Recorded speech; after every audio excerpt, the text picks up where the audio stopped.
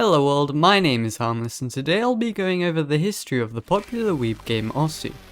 What the fuck? I would just like to quickly say before the video starts, if I've missed out anything that you feel was supposed to be in this video, it's either to save time or I'm dumb and just didn't know about it. You can decide that for yourself. But if you feel like I missed anything super mega important, be sure to leave a comment. Without further ado, let's get into the video.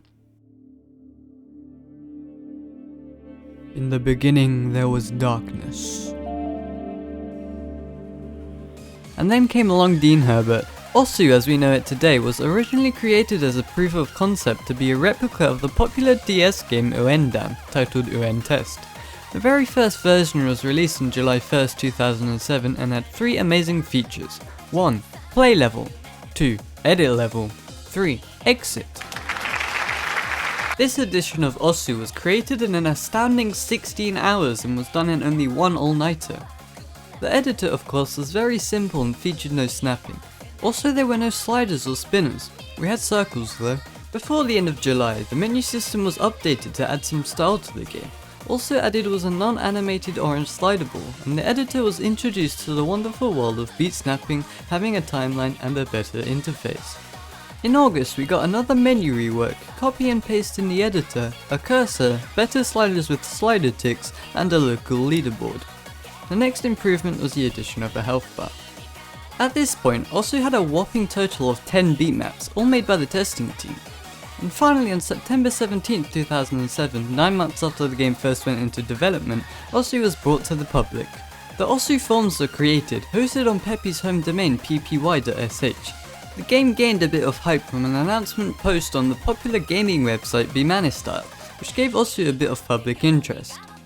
Very quickly after being released, Osu decided it needed to cater to casual gamers and created the first ever mods, Easy and No Fail. They also added a break section.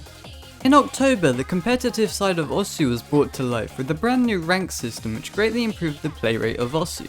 They also added universal player-made skins so that you didn't have to deal with this eyesore. November saw the introduction of the SS rank. While the ABC S rank were previously implemented, there was a new demand for a rank given to that of a perfect play. The 2 mods No Video, which removed the background videos of the beat map, and Hidden as we know it today, were also added. And finally the beat map submission system was made public, allowing the creation of player-made beat maps to be shared with other players. By this time we also had many new high quality skins being developed by early skinners, such as this one by Luigi Ham and this other one by AWP. By now it's the end of 2007. The first year of Osu finally over and we are now in the January of 2008. Pepe flew to Japan, so everything kind of stopped for a month. But after this in February, Dean Herbert hopped back onto the coding train and released 3 brand new stable mods, Hard Rock, Double Time, Sudden Death. A month after, the community needed a break from the try-hardiness of these hardcore mods, and so Pepe introduced a relax and halftime, as well as animated storyboards and started work on a new project, the Project Pancho. Designed to allow players to communicate with each other and act as a server, which was then completed the following month.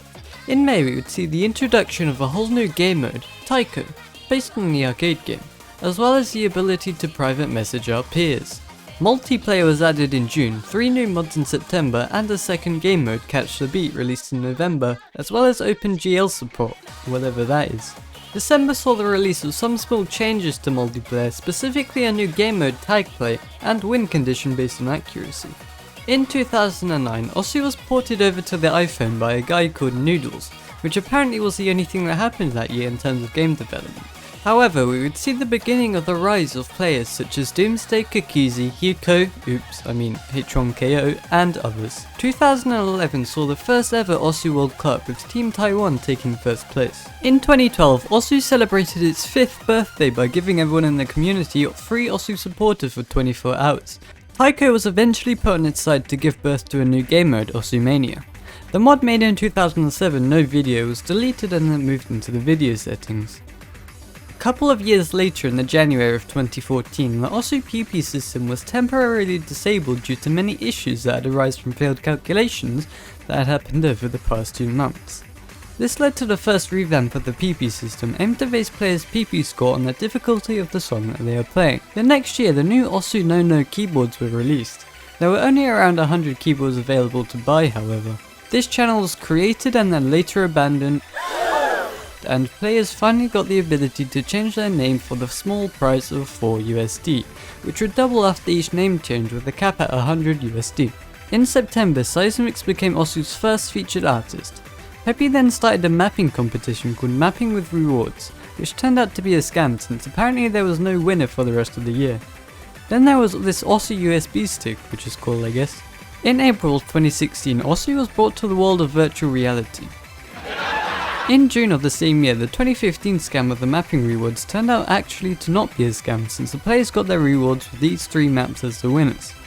2017 saw the addition of a bunch of new featured artists and art competitions. Osu Laser, basically Osu 2 which is being infinitely developed, got its first build, and Osu somehow found its way into Anime Expo.